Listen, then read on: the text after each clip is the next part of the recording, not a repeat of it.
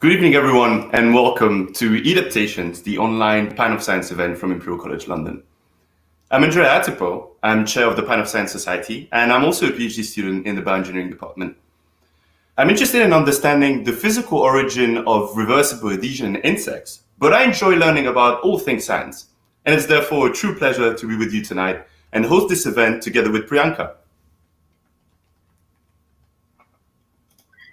Hello everyone, I'm Priyanka, and very much like my co-host Andrea, I too am interested in all things science. But even more so, I'm interested in something called science communication, which is something that we've all come to value a lot, especially during this pandemic. Another thing that we've come to value during this pandemic, incredibly so, is the ability to adapt. And yes, by adaptation, I mean all things adaptation, from attending Zoom call meetings in my pajama shorts to the madness that I now call my sleep cycle. I'm sure all of you have such stories, and I'm eager to discuss them with you towards the end of the show and in the second half. For now, though, we have a challenge. You might have guessed the theme for our show is adaptation or adaptation. So here's a fun challenge. How many times do you think during the entire show are we going to be using the word adaptation? Make your guesses, and it could be all variations of adaptations. Adaptation, adaptation, adapting, adapted. Yeah, so make your guesses and send them in. And for now, I'll hand it over to Andrea. Thank you, Priyanka. So, as Priyanka just mentioned, tonight we'll be talking about adaptations. In fact, during the course of this pandemic, we all had to change our ways and figure out new ways to work, be social, travel, and many other tasks that we took for granted for so long. So let me ask you this. What is the particular way in which you have adapted to the pandemic we all now find ourselves in? I myself have started cycling so much that I forgot what it feels like to touch a sticky bar on the London Tube. So drop us a comment below and let us know how you have adapted. Now, do not worry. You won't have to hear about all our personal adaptations. We brought an expert with us. In fact, because we live in such a complex and structured society, it's fundamental that we come together and find ways of recovering and evolving in this new era we live in. Now, we're joined tonight by Alyssa Gilbert, the Director of Policy and Translation at the Grantham Institute, an institution from Imperial College that focuses on climate change and environment. Alyssa will talk to us about how individuals and society should adapt to reach environmental objectives, and more specifically, how we can follow a sustainable approach to recovery from coronavirus on a societal scale. Alyssa, welcome. Thank you so much, Andrea, and it's an absolute pleasure to be here on Pint of Science, even though, unfortunately, we can't all be in a pub together enjoying a pint. So my topic for today, as introduced, will be about adapting and changing. We've all made changes in relation to the coronavirus pandemic, and the responses our different governments have put into place. And I wanted to talk a little bit about what some of those changes have meant for the environment and for climate change, and also what we can learn from this as we try and recover from the pandemic. How can we make it a green recovery, which is a term that a lot of people are using? So first of all, I'm going to talk about how has the COVID-19 pandemic and responses impacted the environment. Now, my job at Imperial College and at the Grantham Institute there is to be the interlocutor between lots of different areas of science and policymakers who can make use of it. And because lots of my friends and family know that's my job, people have been asking me this question a lot. Surely it's great for the environment that we've all been staying at home. I wanted to share this quote here with you. It's from the Executive Director of the United Nations Environment Programme, and I think it's pretty powerful. Visible positive impacts, meaning on the environment, are only temporary, and they come on the back of tragic economic slowdown and human distress. And so for those of us who work in environmental movements and who want to see us tackle climate change and environmental challenges, whilst we have seen, and I'll show you now, some positive impacts in terms of human impact on the environment, we should remember that it's really temporary and it's really coming off the back of something pretty horrific. And also these changes aren't structural. So really they're not good enough to make the long-lasting difference we need to make that sort of cuts that tie between what we do as people and how negatively we impact the environment. But here are some statistics for you. So at the bottom, you can see I'm referencing there the Global Carbon Project, which is a big research project that measures annually how much greenhouse gas emissions measured as carbon equivalents we release globally each year. So yes, because of the pandemic and the resulting lockdown all over the world on activities, we've seen greenhouse gas emissions rise this year less than usual. So pretty much annually, greenhouse gas emissions usually go up by 1% a year. But actually what we saw is that global carbon dioxide emissions went down by about 17% by early April 2020, compared with the average the year before. And about half of that, for example, is from changes in surface transport, so cars, buses, etc. Now, that's already quite a big number, if we think about that being the first quarter of this year. But in some cases, national reductions were as much, I mean, the average here is minus 26%. And I think you may have seen figures that China's emissions were down, greenhouse gas emissions were down in the first quarter around 25%. So that's really, really significant reductions. These researchers who do a little bit of projection based on activities and expected activities over the course of this whole year estimated that the overall impact this year would be 2 to 7% less greenhouse gas emissions this year compared to last year, compared to 2019. The International Energy Agency came out with a separate estimate of a minus 8% reduction of greenhouse gas levels this year on the previous year, or 6 times the impact of the financial crisis. So those are pretty significant figures. It's not just greenhouse gas emissions, though. I'm showing you a picture here of Bournemouth Beach, which looks like a lovely place. And in fact, the pandemic has led to beaches in the UK looking like lovelier places all round, because there have been plenty of other impacts of our responses and lockdown to the pandemic. In general, beaches are cleaner. There's less noise pollution, and you may have noticed that wherever you were at home. A lot of people have noticed cleaner air quality, and there's been anecdotal evidence about better biodiversity. So you may have had chats with your friends about, yeah, you know what, I've seen this bird or this butterfly. We've seen people using green open spaces much more. And so these are all changes that we've observed, and I think more evidence will become apparent as time goes on about how real those changes have been. So again, please share your experiences of what you think has changed, any of those things that you particularly noticed and valued, perhaps clean air quality.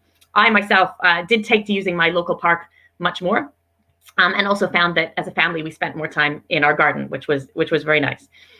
So those changes all come from some underlying reduction in activity, and of course that's pretty striking. Here you can see that in different countries, road transport just falling away completely as people were in lockdown. Different, obviously, timings, as the lockdown was earlier in China than in Europe, but very striking figures there, with the road transport activity in April going down less than 25% of usual in India. And we are all acutely aware of the reduction in flights.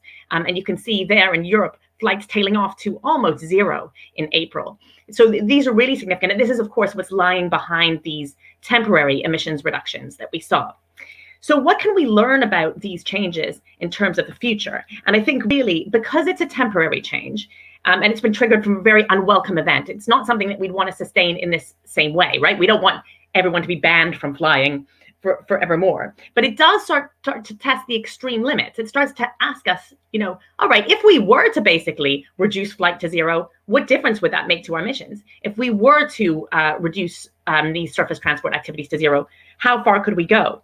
And in fact, how far can some of these behavior changes of changing transport approaches, how far can they take us? And also, how much will this bounce back now? And this is quite telling. We know that from the financial crisis, when we did see reductions in greenhouse gas emissions, they jumped right back up pretty quickly. We think that it might be different this time, because at that point, the financial crisis wasn't any sort of fundamental change. What we're seeing now isn't a fundamental change, but it is a behavior change amongst people that could be longer lasting.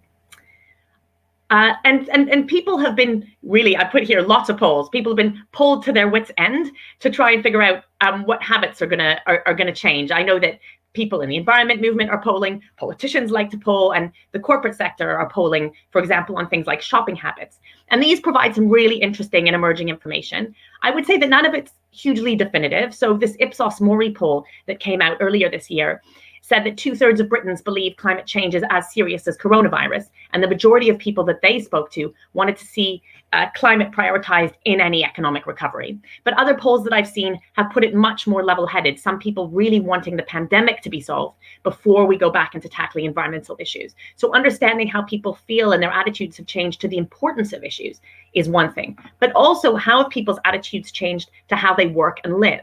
So it's been interesting to observe that nearly 50% of people in one poll said that they were planning to work from home more in the future. And that was 50% of people who had never worked from home before.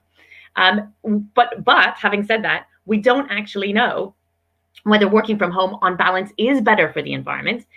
In the past, there's been evidence that people who work from home do a lot more little nips out to the shop that can be carbon intensive. And we also know that those people still have to heat and use energy and water from the homes that they're in.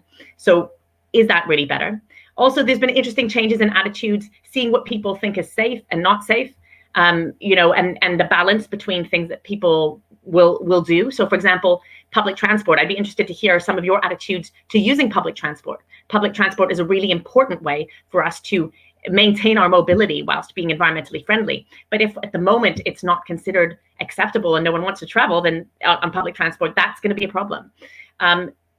Similarly, the shopping habits, which have been polled, people have been polled to the nth degree on their shopping habits. Some are interesting. People being polled earlier this year, May or so, indicated that they actually thought they would do more bigger shops rather than smaller shops. That might change our impact on the environment, but also people very interested in working harder to tackle things like food waste. So there's also been polls that have indicated food waste has decreased while people were at home more, a lot more home cooked, freshly cooked food. And so people becoming more aware of those things might actually fundamentally change how they shop.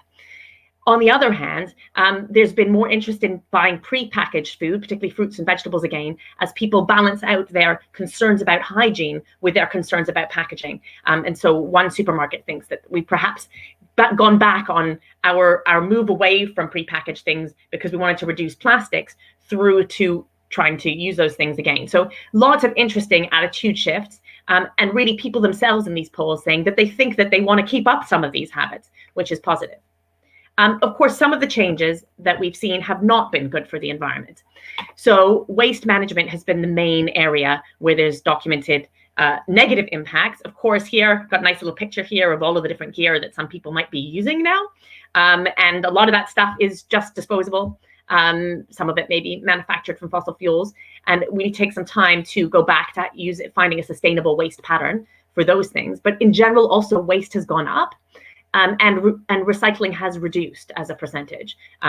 This is in the UK. Also, patterns of water and energy use, again, particularly in the UK, were quite problematic. We had quite a dry and hot earlier part of the year.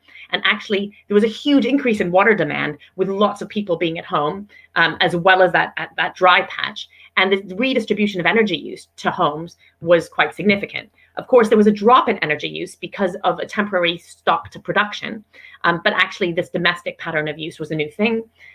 We've also seen some new travel patterns, as I said, people using taxis or cars. And I mentioned some working from home impacts. So not everything necessarily positive, but plenty of positive things to hang on to. Also, I wanted to point out that, some of these stories I'm telling from my perspective, or things that people like me who work at a desk job in London might be able to have made these changes, used my local park. I was able to do that. I live in a house with a garden. I was able to make use of that.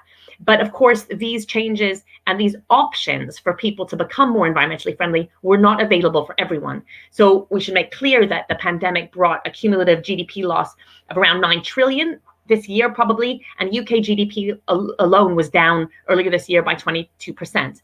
And that means that there are a lot of people out there for whom cost saving is going to become a longer term priority. And even if they want to, maybe they can't take some of the actions that they'd like to, and we should be conscious of that. Similarly, this drop in GDP makes jobs and the economy a priority, not just for individuals, but it could make it a priority for the government.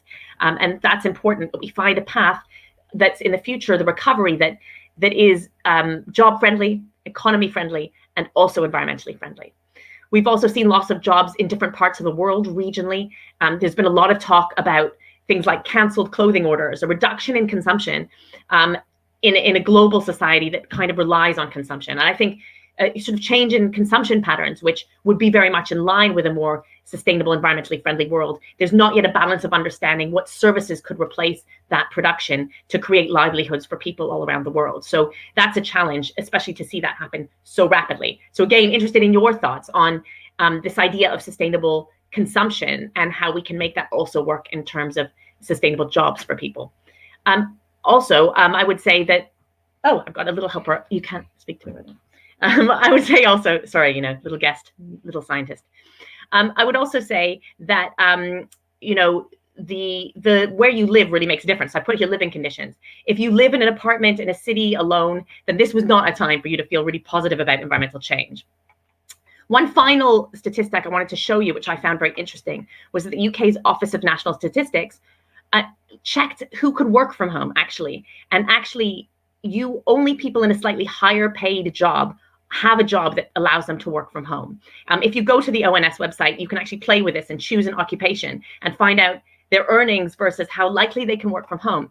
So we can see that actually some of these opportunities aren't open to people, and they're not open to people in a slightly unfair, imbalanced, unequal way. And that's something that we also need to be conscious of. So will these changes that people have made last? So I've gone up, there's some positive changes, some not so positive changes. But for people who have made change that are more environmentally friendly, can it last? So I've deliberately chosen a picture here of lots of dodgy diets. So not dodgy, some of you might be very committed to these diets. But the evidence around diets is that people always want to change their weight and find it very difficult to keep weight off permanently. In fact, finding ways to permanently change your behavior is something that's sort of a holy grail of some industries, and is very, very hard to reach. There's been, so I've seen, that some people have made some really permanent and quick personal decisions over this lockdown. I've got a friend who got married within 7 weeks. I know 2 people that I work with who moved house so that they could have bigger gardens. And people are making changes, actually quite significant ones, that could really permanently embed in their life perhaps a more environmentally friendly activity. Andrea mentioned that he's now a champion level cyclist, and all of these things, could be quite permanent. Some research around what you need, psychologists and environmental psychologists look at what do you need to make your environmental decisions permanent and lasting. And some of those psychologists have found that there's sort of 2 ways to go, right? One way to make yourself want a permanent change is to make it really attractive to you as an individual. So it might sometimes cost you more time or more money. Reframing that decision to make it cost you less or more attractive in some way personally is a way to get change. But the actual real way to make permanent environmental change appears to be making it normative. So actually making it socially more important to make those changes. And so actually things that that move us all as a society in one group to a more environmentally friendly approach might be just what we need. And so perhaps some of this temporary trigger can help us make a permanent and lasting change, actually individually, which I find interesting. Finally, this trigger has also led to some local changes and investment already taking place. So in the UK, you may notice that in your local authority, there are suddenly new cycling lanes. That'd be helpful for you, Andrea. And this is because this change to the ability for us to use public transport as intensively as we did has triggered a new openness to sustainable local transport. Now, this is an opportunity that the pandemic has actually enabled local councils to push forward. And this infrastructure change is also something that can enable more people to make environmentally friendly decisions or make their approaches more permanent. So this is a challenge. What will last? So share your opinions about which of these changes will last. Now, just a reminder, of course, there's lots of things individually that we can do about the environment or about climate change. A reminder, this was what February 2020 looked like to me. Our institute produced 9 things you can do about climate change sometime last year, and it's been hugely popular. If you want to know what you can do about climate change, please go. But these are 9 individual actions. And what's striking is at that time, really people wanted to all take individual action on climate change and want to know what they could do and how they could influence. Many of these changes are things that we've seen accelerated by COVID, at least some of them, but these are all still really, really relevant. And we did that because there's a big role for individuals to play in tackling climate change. In fact, I would recommend that you look at this report if you're interested, the Committee on Climate Change report on net zero. In there, they talk about an approximate 20% contribution of behavior change. So what individuals do in terms of our diet, our method of transport, the way that we shop, all of those things, those can really make a difference to how quickly and how easily the UK can reach its emissions reductions target. However, it's not the whole story.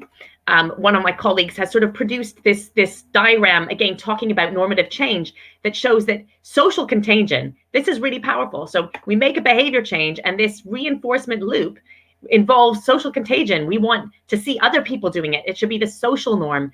And that can give us an actual societal behavioral change tipping point. So the question is, Are we there? Have we reached a behavior change tipping point? Because that enables us to motivate others to change their behavior.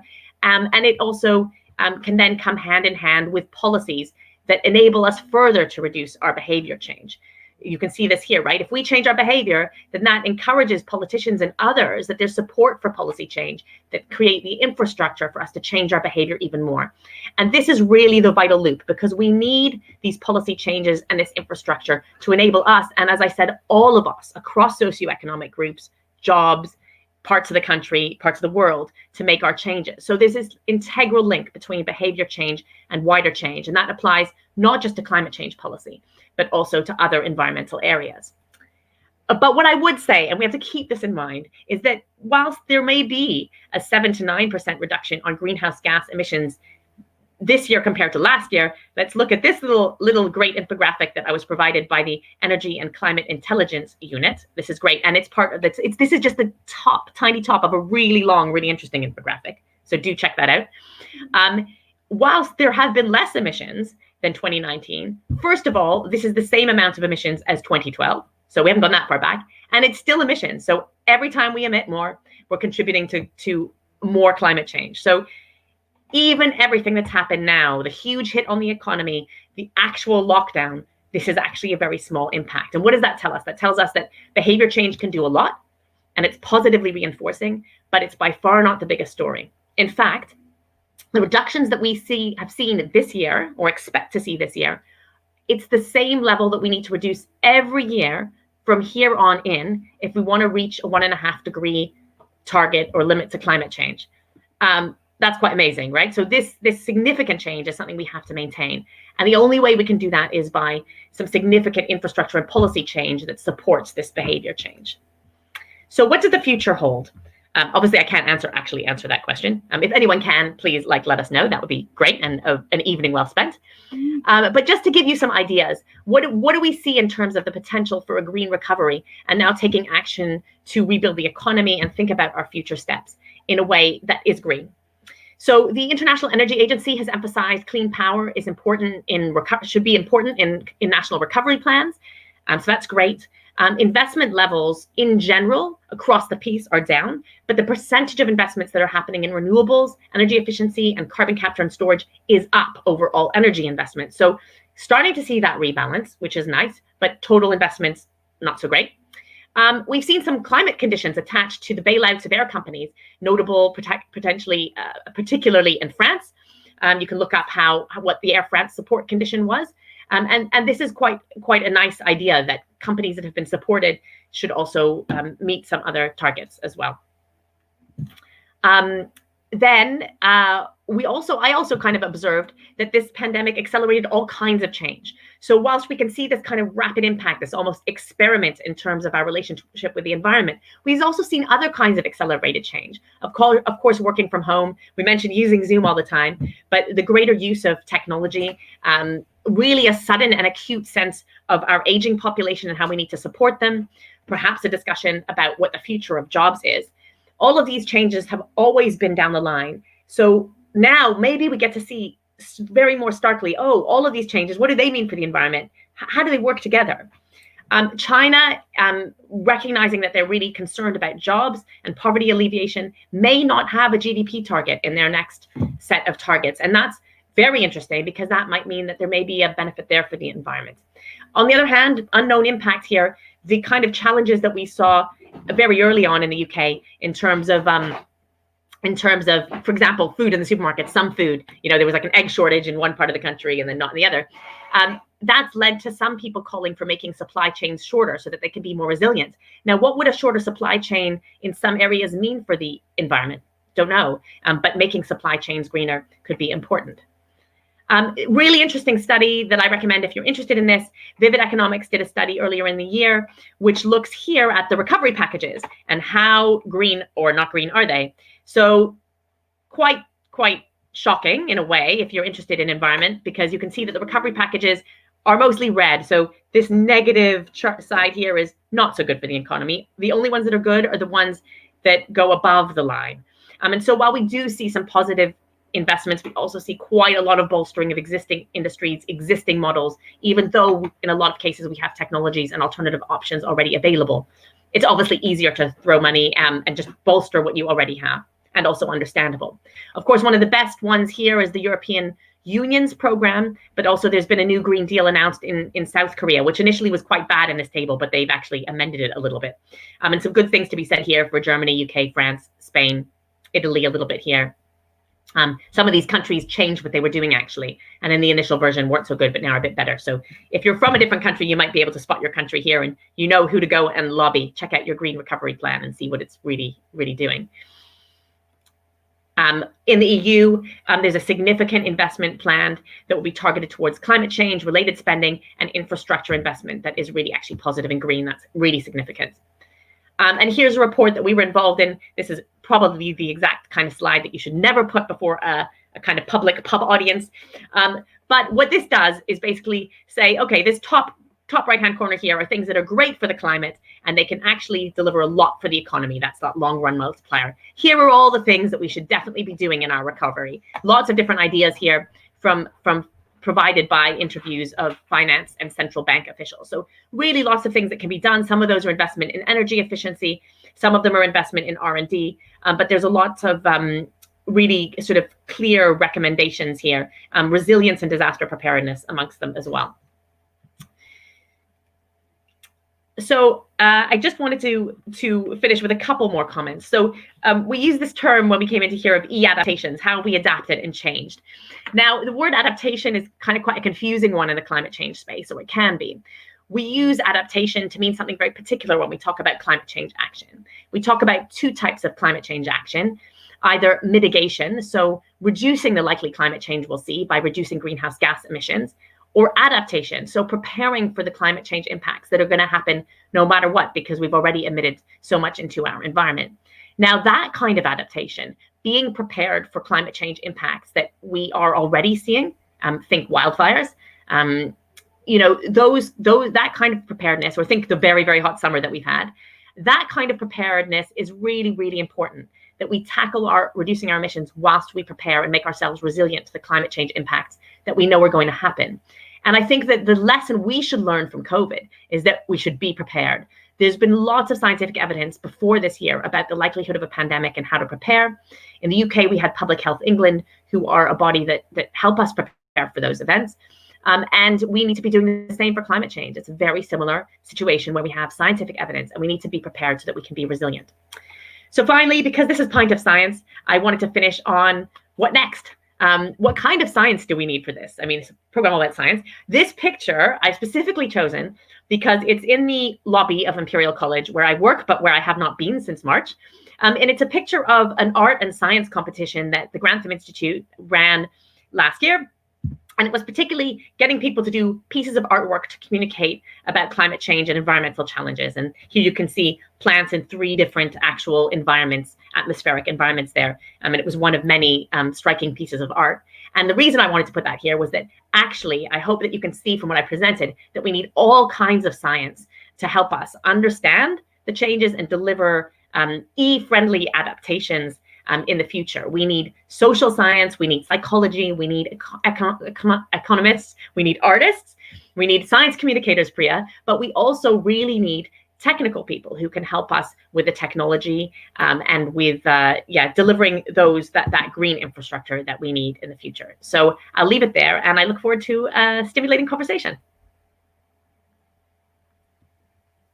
Thank you, Alyssa. That was great indeed. We do need more technical people, and looking at your presentation, it is just amazing insights, one after the other, especially the one that you said that there's been like a 17% drop in carbon dioxide emissions globally. I mean, and also that we've gone to observing changing consumption patterns so much towards the sustainable, and I really hope we go towards that. But as interesting as it was, I'm sure all people who've joined in also have a lot of questions for you. So while they send us those questions, we'll give Alyssa a bit of a break and see what you've been up to in the chat, what the audience has been up to in the chat. So Nick has been saying that it's been a greener and cleaner environment. Heather has said that she has now adapted by working from home and going to online concerts instead of real life ones. Well, I hope, and Heather, you've been enjoying. Something else that Heather also posted was that she has spotted squirrels and she hasn't used public transport since March. Well, neither have I, but I hope when I am back on the bus or the tube, it's not too weird anymore. Nick has been saying, Nick and Oriel have been saying that they've been working completely from home, all shopping delivered, leaving house only for exercise, of which I'm doing a lot more. Well, good for you, Nick, that you're getting to do some more exercise. I'll be honest, I have been slacking away. I've been telling everyone that I've been doing a lot of exercise, but honestly, I've been growing in all shapes, in all sizes right now. And then Dagny Ingram said that he had lost his job in the pandemic, but is now actually starting a natural science degree and says it's much less stressed and also much happier. Good for you, Dagny. And we wish you lots of success for that. But having said that, now our team also has put together a few adaptations that they've been going through during this pandemic. And so here in the first one, some of the adaptations that we've gone through is personally, as I said, I've been exercising only for the virtual calls a lot more. But other than that, I've been eating, I've been baking. Here on screen, you can see Kate, who's our producer, who before the lockdown was teaching people, teaching a classroom full of people. And after the pandemic or during the pandemic, she has been teaching her lovely dogs. I'm sure they look like really obedient students though. For the next one, we have, oh, this one is a classic from Maria and the January-February meme. In January, we can see the sheer happiness of blissful ignorance on her face. Oh, where's the pandemic? Is there going to be a pandemic? But by March, bam, the pandemic is here. And in April, we're just hoping that, like a bad April Fool's joke, it just all disappears. It didn't. And in May, she's just rocking the, oh, so what? It's a pandemic. The world has ended. Look, no big deal. And also in need for a haircut. And by July, she has mustered up her strength. And by August, she's back in her lab, best friends with social distancing and screen guards now. Now, oh, so this one actually hits home because this is the story of my kitchen. Before COVID, what was the territory of utensils and dishwashing in my home, which is the sink, has now become the territory of groceries. And I spend 5 hours a day singing Happy Birthday song just to ensure that I am doing the full 20 seconds, scrubbing each piece of grocery item that I get from the grocers. And finally, we have Kirk here, who looks so engrossed and zoned in,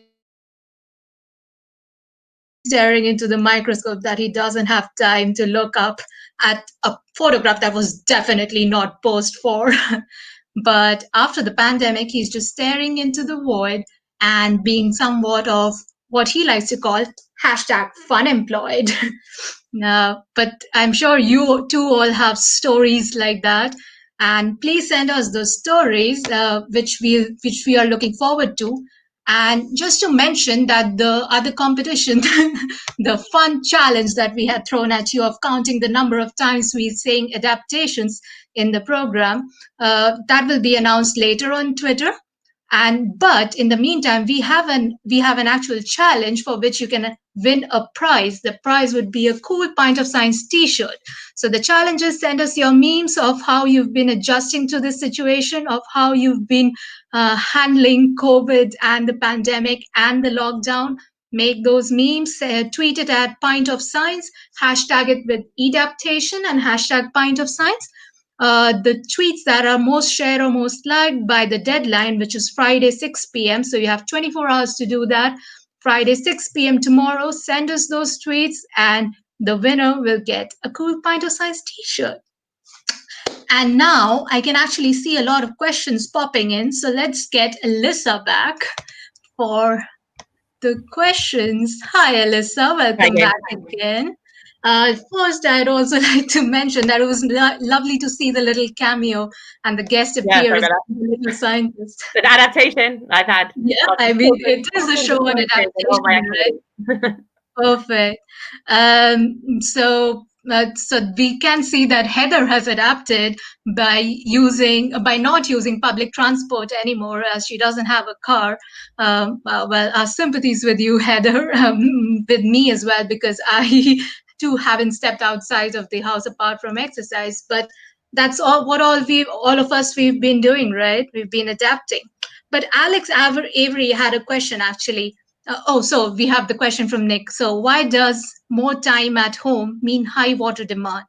Yeah, that's a good question. I mean, I think one of the things was this is particularly for the UK. It was quite dry, actually. You may remember. So in fact, while we were all in lockdown, there was actually uncommonly really good weather. Right, it was really hot and really dry, and that means that a lot of people were doing things like watering their gardens, which takes up a lot of water, and actually more than they would have done if they had been at work. So there were things that people could do at home, take showers. So if normally you might cycle to work and take a shower, or go to the gym and take a shower. So the water demand somehow was increasing at home use. I don't know whether people were being cleaner, also using their washing machines more and so on. But it appears, I mean, having just spoken to some of the people who work in the water industry, that there was an incredibly high demand for water. And I think it may not have been, it was a combination of this kind of everyone being at home, so this redistributed demand, as well as it being particularly dry, that I think made it more of a challenge. And this kind of increasing, we don't like to think that in the UK there's a potential water drought problem, but that increasing scarcity or wrong distribution of water supply versus demand in the UK is something actually we are likely to expect with climate change. So it did highlight that issue a little bit. Perfect. That sounds great. And thank you for explaining that well. We have another question from Sarah E, who says, Alyssa, is there any data on negative environmental impacts of the pandemic, like an increase in single-use plastics, perhaps? Yeah, so I don't have any data on me, like numbers I can share with you right now, but definitely waste has gone up. Increase in single-use plastics has gone up. And as I said before, a preference, so supermarkets have observed a preference for prepackaged things. So reduction in the use of like purchasing of loose fruit and vegetable, because people want to buy it in a package, because then there'll be less handling. And actually, what's also interesting about that observation is that change has been different across different socioeconomic groups. So that tells us also something a little bit about, how different people in different situations see their environmental priorities versus other things, maybe what they have time to do. If they're also, like Priya, washing individual items in the sink when they buy them, you can do that with 100 pairs, maybe if you have time, if you're in a better paid job. So there's definitely be a negative impact. And interestingly, I saw the statistic that there's been a reduction in percentage recycling, which is a little bit disconnected, right, from that, but worrying. So what had been previously a real trend away from people wanting to use plastics has slightly been reversed now. Having said that, there is still a continued interest in consumers about general sustainability things, so sustainable clothing and so on. So it may be that the plastic thing has moved a little bit off the agenda because of the hygiene issue, but that doesn't mean that there's other individual focuses. Okay. Well, that explains it. And yeah. But in the meantime, we have another question from Julia Halder, who says, how much have sales of computers and associated stuff increased? At least one colleague of mine has upgraded their internet connection. So how do you think it's been affecting us all being on Zoom and stuff like StreamYard now? Yeah, so I think that's a really good question. Again, I don't have data on that, but it's clear that some consumption in some areas has gone up. And as you would have you saw my special helper arrive on the stage earlier. I was adapting by having all 4 of my children at home in full-time education at home, and we had to buy a new computer because we didn't have enough computers for everybody to learn at the same time. So I'm certain that those kind of things have gone up in sales and in use. I think I would refer to that as one of the things I mentioned before, that I think, my feeling is that the pandemic has accelerated some change. We could probably have expected anyway us to move to more of a digital future. And we've seen this just happen more rapidly and more intensely now. And that will bring with it its environmental challenges, because we know that that servers, cloud computing, all have a very high energy footprint and carbon footprint. Those products also, if we don't use them for their full lifetime and we don't recycle them properly, can also be very damaging for the environment, and also use some components in making them that are not renewable resources. So it's a challenge for us now to kind of say, okay, in this new paradigm, how can we make sure that the energy that powers that cloud computing is renewable and zero carbon? How can we make sure that the way that we consume these products, which will become more important and popular, how can we do that in an environmentally friendly way? That sounds good. I mean, we have to do and progress in an environmentally friendly way, though. But yeah, all of those questions for coming in, and there's again Park in 13 saying, for the positive blue and the negative red impact by the country graph, what examples of good positive policies were there?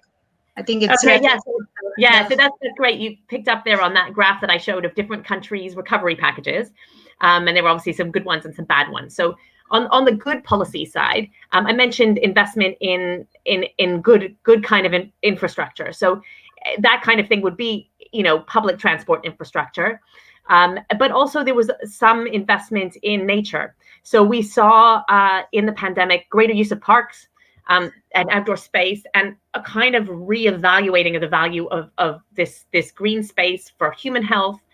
It has some climate change adaptation benefits and climate change mitigation benefits, so reducing greenhouse gases, but helping us also adapt to climate change impacts. And it also has really clear biodiversity impact. So there's some investment in nature, natural spaces, forests. That was part of the positive policies that we saw there. Other positive policies were associated with recovery packages that came with conditions. So I mentioned that was true for the airline industry, but there's also been talk about that being true for other industries as well. Investment in clean power is a big one.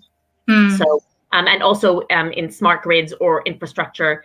So having a really good smart power grid helps you manage variable electricity production from wind and solar. And that's all of that investment creates jobs, but it also helps us deal with the environmental challenge. The other area I think where there were some good policies was energy efficiency. Okay. And that's an area that we saw investment in the UK. Perfect. I mean, energy efficiency sounds like a good way to go. And towards that green end, Dylan has a question about how can we locally and individually make change to push our government towards a green recovery and get them to work on SDGs. Okay, yeah. So I mean, one of the things we always tell people to do is stand up and be counted, because governments around the world really care about getting reelected, and if they know that people care about issues, that will make a difference. Definitely do that locally as well. There's often really an opportunity to have traction with your local government or regional government or devolved administration. They all have different powers and actually really want to be responsive to their citizens. I wanted to draw your attention, actually, I forgot this in my talk, to the fact that today, which in case you're watching this on a feed, today is the 10th of September, 2020, the UK's Climate Assembly launched its report. And that is really exciting. The Climate Assembly was a participative democracy exercise by the UK Parliament, in which they took a representative sample of the population across gender, age, socioeconomic group, and ethnicity. And those 108 people met first physically and then later this year virtually to try and figure out how they thought the UK should meet its net zero targets. And the report is really amazing. It's incredible to see how this group of people with diverse perspectives went through this process themselves and came out with some amazing recommendations about how we can fairly and effectively and ambitiously reach our targets. And I think that that's the kind of thing that we should be quoting and sharing with our political leaders, because it shows that people across the piece actually agree that we should be taking, at least in the UK, action on this issue. If you live in a different country, because I know there's some people here from other places, then you're going to have to assess the political situation in your country and how to make that push. But I do recommend you looking at those UK documents anyway. I think they might give you some food for thought. Okay, definitely. I mean, those documents do sound like a good way to go, at least. And I mean, one of the things that we wanted to ask you was the audience actually at large, that what changes have you noticed? Is their quality near you better or worse? If you have any comments on that, you can keep dropping them in on the comment section as we keep talking with Alyssa. But yeah, I mean, Alyssa, so Nick has been commenting on the same that you were talking about, Alyssa, that you've been taking more walks in the park now. That Nick's been saying the same, that it's much quieter and cleaner and the traffic levels are back to normal now. Have you seen some traffic disturbance in your area, or have they gone back to just being pin drop silence? Well, I mean, I think traffic is a really good example of these changes. We say, well, how sustainable will it be? Will people kind of go back to what they were doing normally? And I think where I live, it was so quiet. It was really, really so quiet. And I mean, other people must have seen this, like pictures of central London. Some of my friends with kids just went cycling on Boris bikes in the center of town where there was no cars. And so obviously, we've seen car transport go up again. And part of that is also because people who do need to travel are being encouraged to take private vehicles and not to carpool. So all of the things that we would have done otherwise. Having said that, I've seen way more cyclists, and a couple of friends of mine who were really like cycle enthusiasts basically said you can't really buy a bicycle for love nor money right now in London anyway. Certainly not an affordable bicycle. So a bit of a supply demand problem there. Oh, that's interesting because yeah, I mean, I don't have to travel too much, luckily, but I mean, yeah, if I had to buy a bike right now, I'm assuming that the prices must have peaked by now. Well, at this point, so I'll just plug in Praveen's comment on. She do mention that she was living below a flight path, and it because of the lessening in the flights, it's been a very quiet time without any planes. I hope as we move back away from lockdown, it doesn't get too much of a ruckus, and we can move ahead sustainably. Well, that's all the time we have for questions now. But I've seen people have been sending in responses of appreciation. We're glad you enjoyed. Some of you have already been sending us memes. Eleanor Miller has sent a nice one of adapting by transitioning from people to nature during the pandemic. Keep sending us more. We look forward to all of it.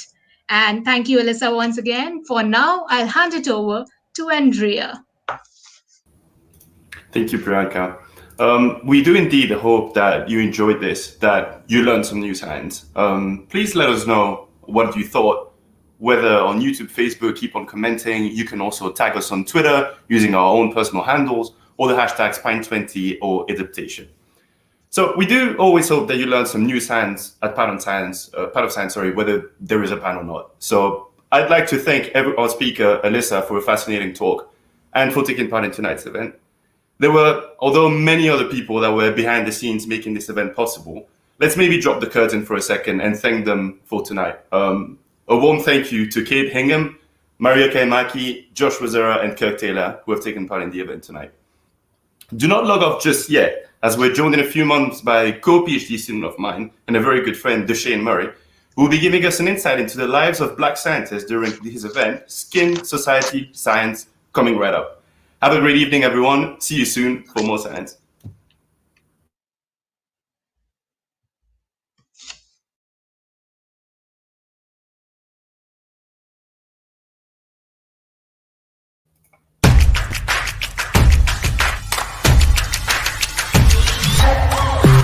My name is Adam. I will be your quiz master for this evening. I certainly hope you're going to enjoy yourself.